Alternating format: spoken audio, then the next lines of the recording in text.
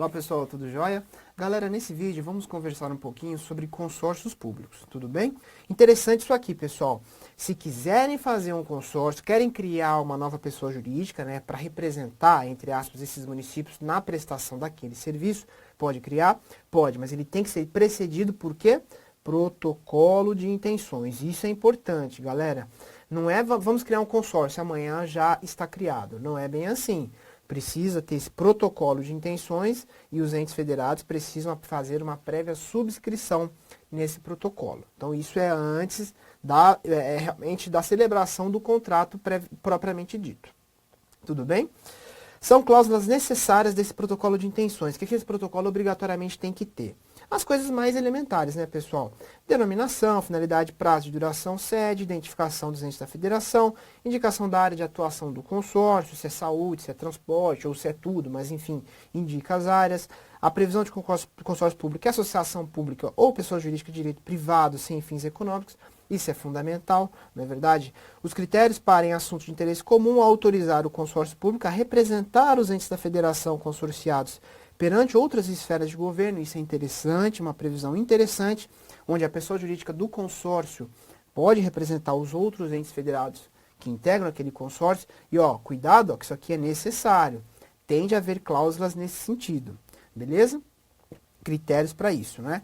As normas de convocação e funcionamento da Assembleia Geral. Lembre-se, pessoal, sempre que você tem um colegiado participando, mais de um órgão da administração, aqui você tem municípios, estados, a União envolvida, enfim. Quando isso acontece, é necessária a Assembleia Geral para a discussão dos principais assuntos, não é verdade? Incluindo a elaboração, aprovação e modificação dos estatutos do consórcio público. Interessante isso.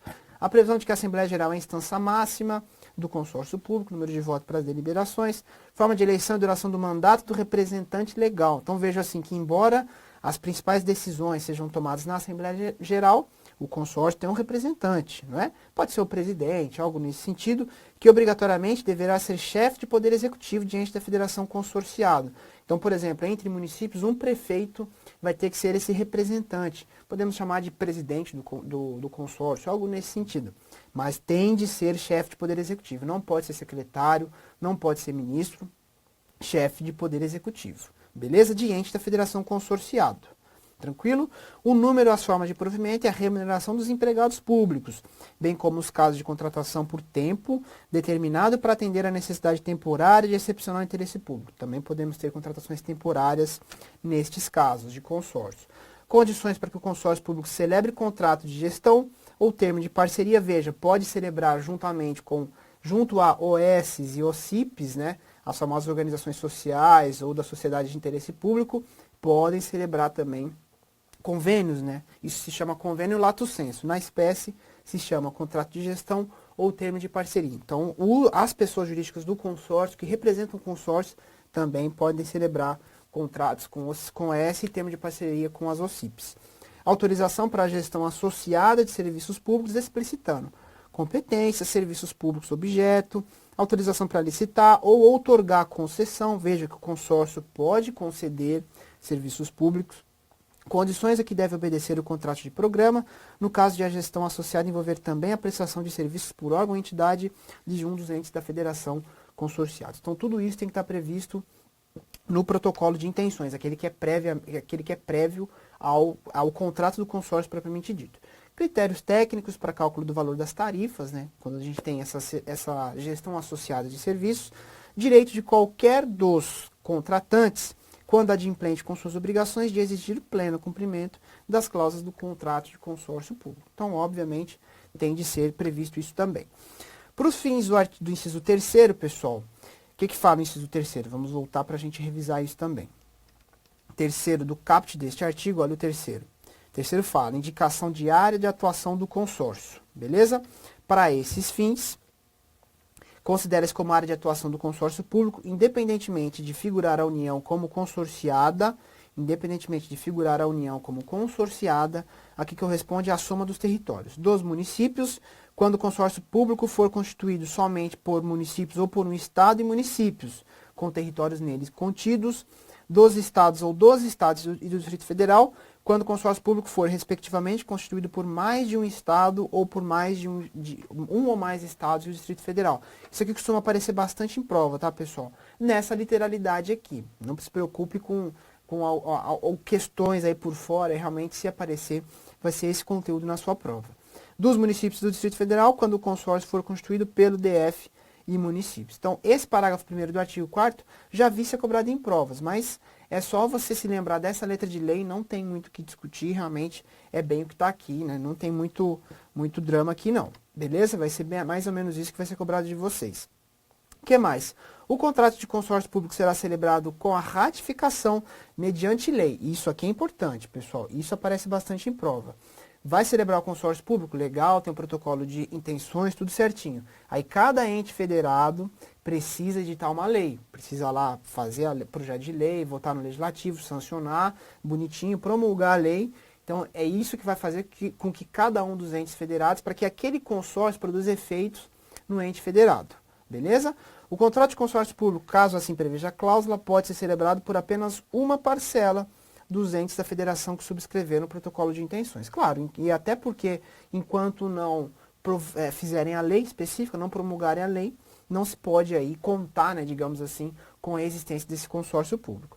A ratificação pode ser realizada com reserva, que é aceita pelos demais entes subscritores, implicará consorciamento parcial ou condicional, isso pode acontecer também, até porque os entes federados têm essa autonomia, né, pessoal? Não pode serem forçados a nada. Então tem de ter a autonomia de ver o que é melhor para aquele município, estado, para a União.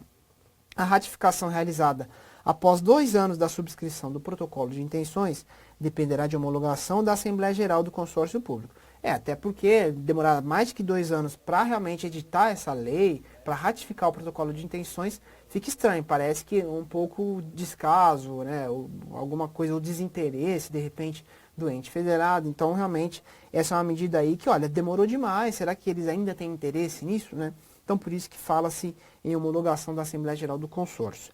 É dispensada da ratificação prevista no caput deste artigo o ente da federação que, antes de subscrever o protocolo de intenções, disciplinar por lei a sua participação no consórcio público. Então, ó, antes do protocolo já foi editada uma lei, aí já fica, esse ente fica dispensado de ratificar. Mas a regra geral é que feito ou celebrado o contrato do consórcio público, tem de ratificar, como a gente viu aqui no caput, né? Tem de ratificar, a não ser que previamente à assinatura do protocolo de intenções já havia uma lei. Aí fica tranquilo, já está resolvido o problema aqui.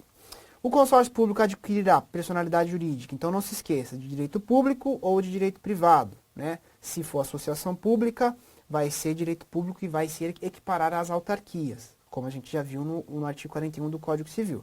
E aí, se for direito privado, vai seguir o direito privado, a legislação civil, especialmente o Código Civil. Consórcio público com personalidade jurídica de direito público integra a indireta de todos os entes da federação, como a gente já havia comentado. No caso de se revestir de personalidade jurídica de direito privado, observará normas de direito público no que concerne à realização de licitação, contratos, prestação de contas e admissão de pessoal. E o pessoal vai ser CLT. Aqui, pessoal, se assimila muito, né, às indiretas, que eu digo, às empresas públicas e sociedades de economia mista.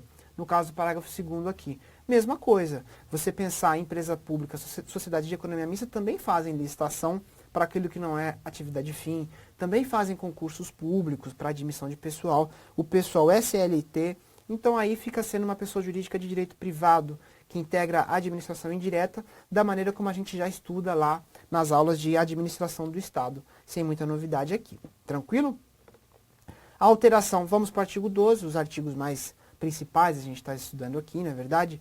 A alteração ou extinção de contrato de consórcio público dependerá de instrumento aprovado pela Assembleia Geral, ratificado mediante lei por todos os entes consorciados. Então, aquela coisa, né, pessoal? Simetria ou paralelismo das formas. Se você entrou por lei, né, houve uma lei ou prévia à subscrição do protocolo ou posteriormente, o fato é que aquilo foi ratificado. Então, claro, pela simetria ou pelo paralelismo das formas, também tem de ser feito por lei isso, lembrando, né, de uma Assembleia Geral para desconstituir ou acabar com aquele convênio, com aquele consórcio, enfim, que estava em vigência para esses entes federados.